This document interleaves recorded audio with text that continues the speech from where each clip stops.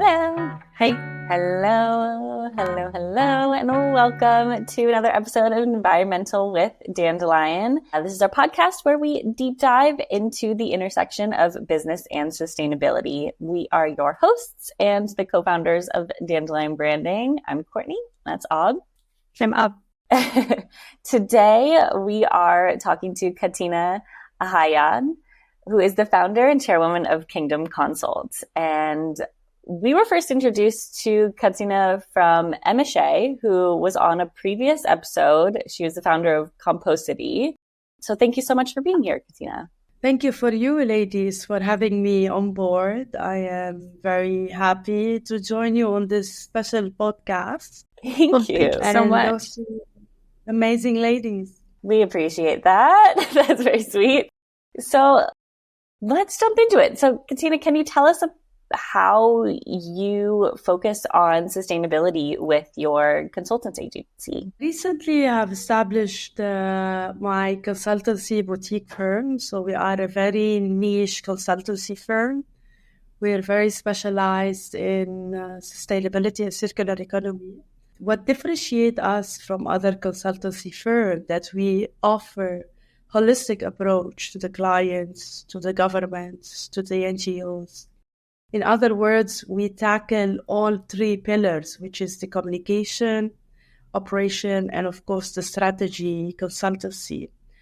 And we top up that with tangible solutions for recycling, not only just, talking about strategy or just corporate imaging or branding. But I've been involved myself for the past 10 years in sustainability. Throughout in the Middle East in particular. So we are based in Qatar and we are based in Greece.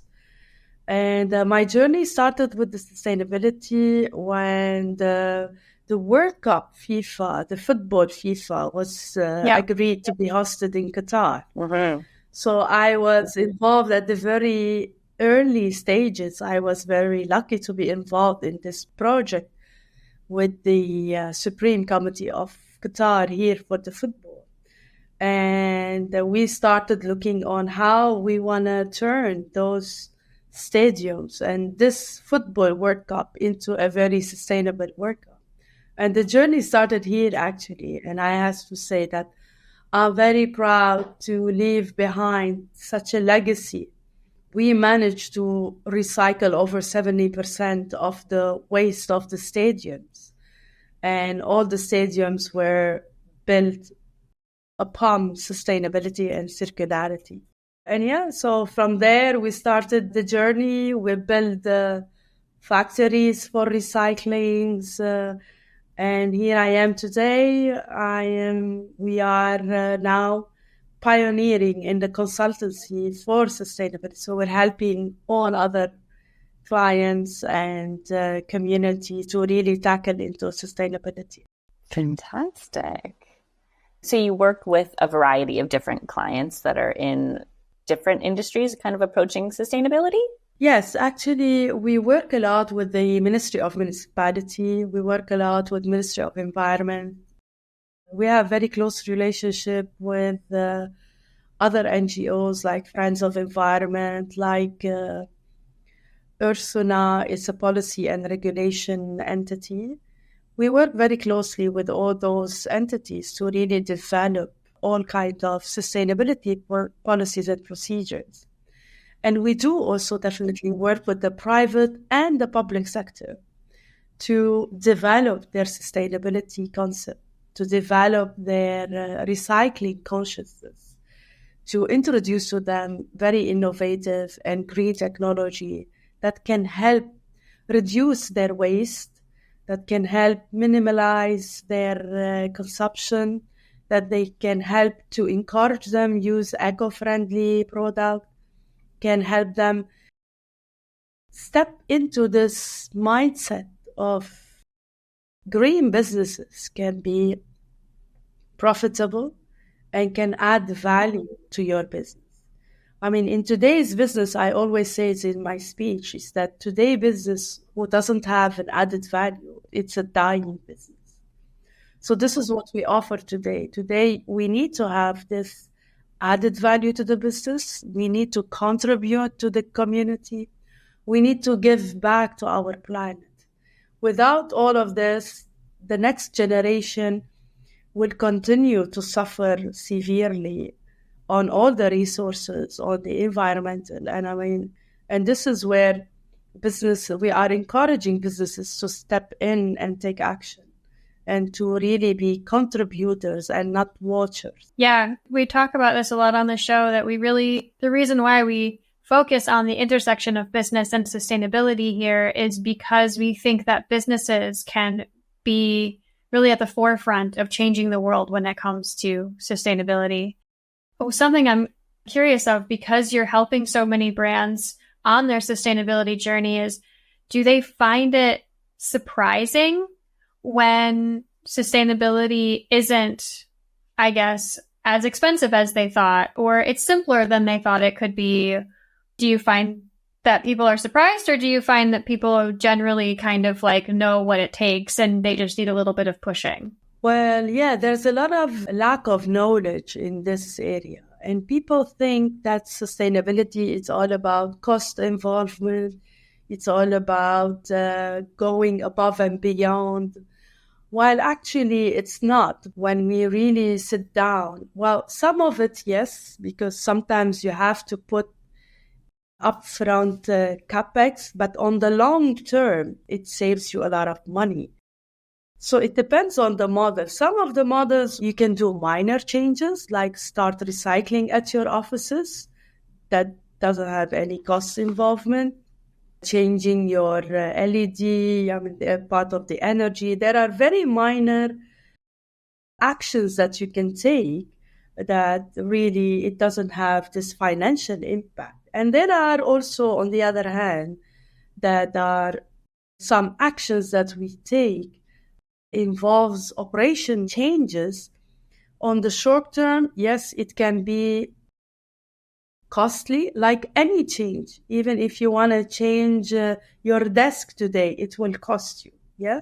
But those costs are, the ROI on the long term is way higher than the normal procedure that any company can follow.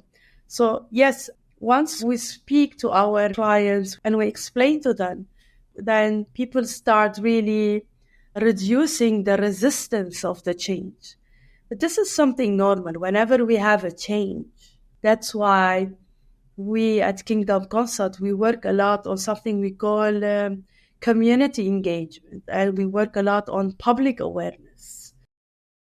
We join efforts a lot with residential community, with the schools. We work a lot on eco-schools. We work also a lot with the diplomatic circle.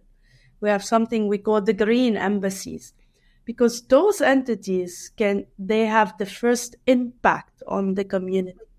And once community understands what you are trying to tell them, then they start really, they will reduce the resistance, and then they start really adopting. It will come from their own.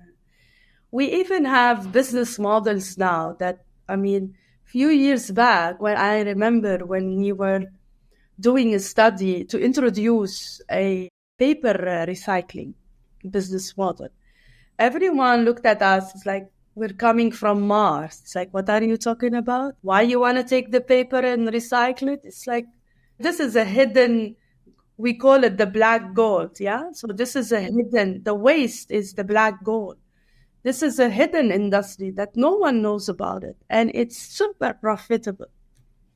And now we have built 2 successful factories in Qatar. One is paper recycling, that they are extremely successful and profitable. We collect all the waste of the paper and they recycle it into craft paper and they export it. So the conception is changing a little bit by little bit, but still, yes, people resist. And that's why we are here, actually. So we are here to really raise the flag and just hold the people with their hands and just try to really. Yeah. And with that in mind, I think it's time to ask our favorite question that we have on our show.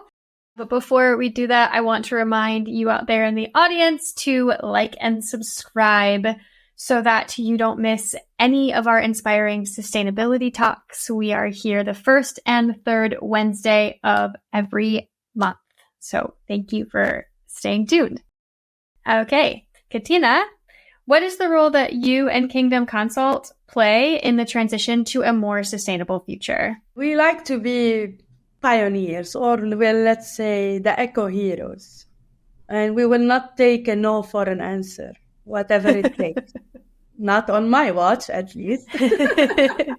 So yeah, we have to keep walking. We have to be with the activists. We have to really, really take care of our planet, because today, sustainability, although sounds very cliche, but it is not an option anymore. It is something, it's mandatory. If we don't take an action, all of us, working or not working, businesses or not businesses, whoever you are on the planet, we are on the same boat, and the boat is sinking. If we have only one planet to take care of. So if we don't really take action, wherever you are a doctor, you're in a business, you're a teacher, whoever you are, you need to take an action in your own way. We as consultants, we are trying to really take it from the business perspective or the policies or procedures. But I mean, we really like to, we don't see any way back. The clock is ticking, and it's time for our solidarity globally. It's not anymore. You can see, we have destroyed the planet more than enough. And it's good to go back to the nature, to go back to the minimalistic. This is how my ancestors, my grandmother, or all our ancestors, they used to work with the minimal thing. They used to go to the minimal, small stores next to them. They used to take their own bag and put their fruits in it. All those little things, reuse my grandmother, even my mother still reuse. They buy a jar from the supermarket, they reuse it and reuse it. This is what we need, going back to our roots, being a human. And whenever a business is good, but also business's value is much better today. Yeah. And you work with some really big brands, like you were saying earlier, like you work with FIFA to help change whole stadiums.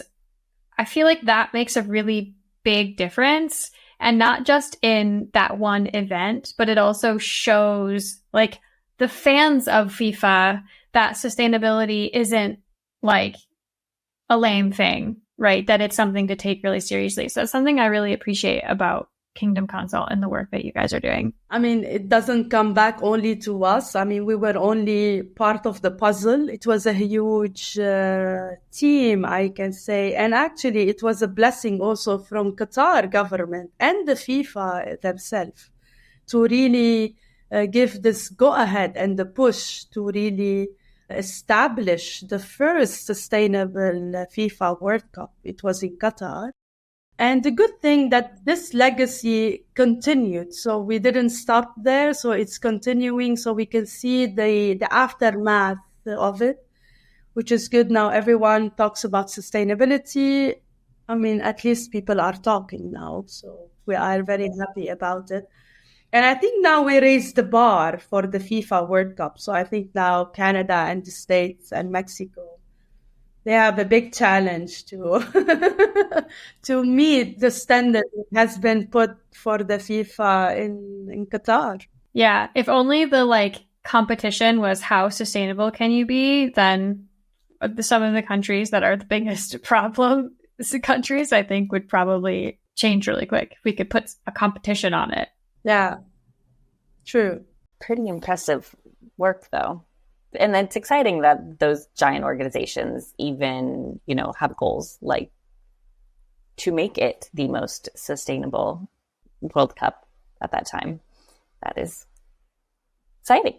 Indeed, actually, you always need also the top vision. So if you don't have, and this was a blessing also to have a top vision decision, then it goes down the pyramid, which is how usually it starts, because all the leaders sitting on the top are visionary.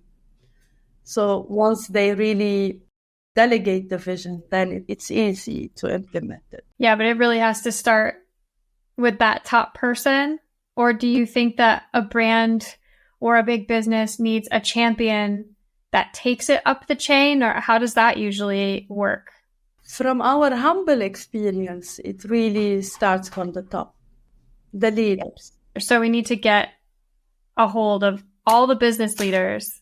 The leaders and whoever is on the top sitting, taking decision maker, the C-levels, these are the people to start with.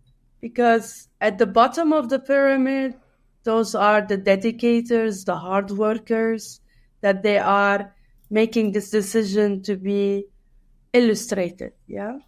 But I mean, you need the decision maker and the political decision, because sustainability, whether you like it or no, we are also facing giants. In the fossil industry, we are facing giants in the F&B, the plastic. So yeah, it's not an easy. So you need people with bold statement on the top, definitely. At least that's my opinion and from my own experience. Yeah, that's what we're doing here, right? What do you think is the biggest misconception around what you do and what you're bringing with Kingdom Konsult? So I can say greenwashing is one of them. And greenwashing, we see it across the globe, not only in Middle East. We have seen it in Europe. We see it in the States. We have seen it everywhere. Of course, the level is different from one region to another. But I can say greenwashing is like when people really shine themselves from outside, but from the inside is really not. But this is something very normal when an industry is rising, when we have something that is rising and developing. We can see a lot of cliches and greenwashing, and many things we can tackle it with is policies, regulations in place. Like people says that we recycle. There's a lot of people say, okay, we recycle. So in fact, what they're doing, they can, let's say, they take the plastic bottle, they shred it, and they just move it. That's not recycling. Actually, recycling, it means you take it, reuse it, you give it another life cycle, and then you stop producing another, while then you have to reuse whatever you have used. Well, this is where the misconceptions come. And this is why but this is good because we have a lot of public awareness that we try to minimize this thing.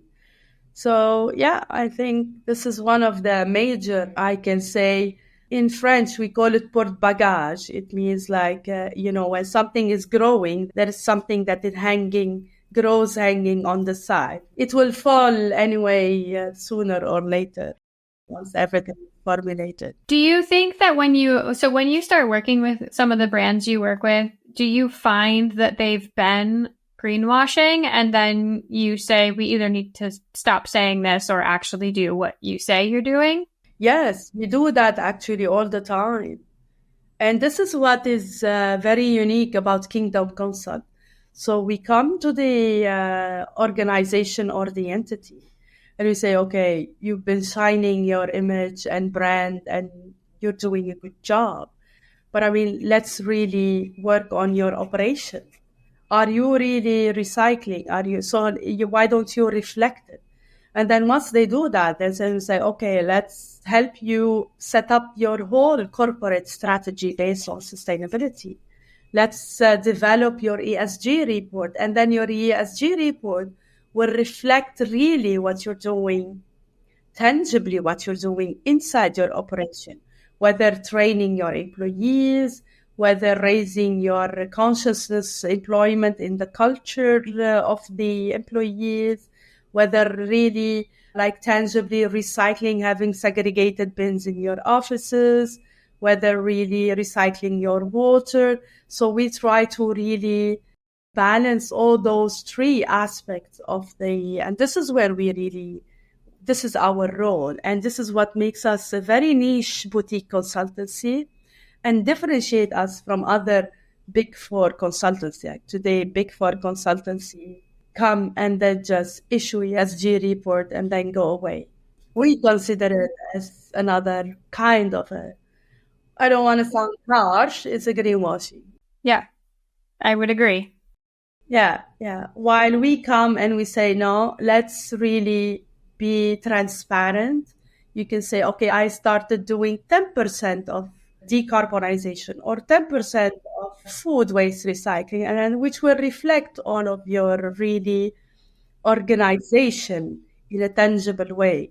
Yeah. And then they can say, and then it's not greenwashing anymore when they say we recycle 45% of every meal cartridge that comes through our canteen or whatever. They have tangible, real numbers to share in their communication space rather than just saying some random thing and then it's not actually all the way true. So that's really cool. Yes, actually, it's okay to recycle 5% or 1%, better than zero. And it's okay next year you will recycle 10%. I mean, when we started with the FIFA, the first pilot test we did, we recycled 20%. I mean, not everyone was happy, but I mean, we reached one milestone. And then we said, no, okay, let's recycle 30%. So we did another pilot test and another pilot test until we reached at the end of the real FIFA World Cup, it was around 60 to 70%. So it's okay to start with a minimal percentage. That's fine. But as long as you approach it from a holistic approach. So you work on your operation, you work on your reporting, and you work on your key messaging to the public, which is something we call it the green marketing. So now we have this also. We are the only one that is doing it in the region. And I mean, people started really liking it. Fantastic. Yeah. And speaking of, how can people find you if they want to find you, if they want to have a conversation with you about green marketing or a holistic approach to becoming a more sustainable business? So we are based in Qatar. And also recently we have launched our offices in Athens, in Greece. We have also all our global partners spread around Europe and here in the Middle East.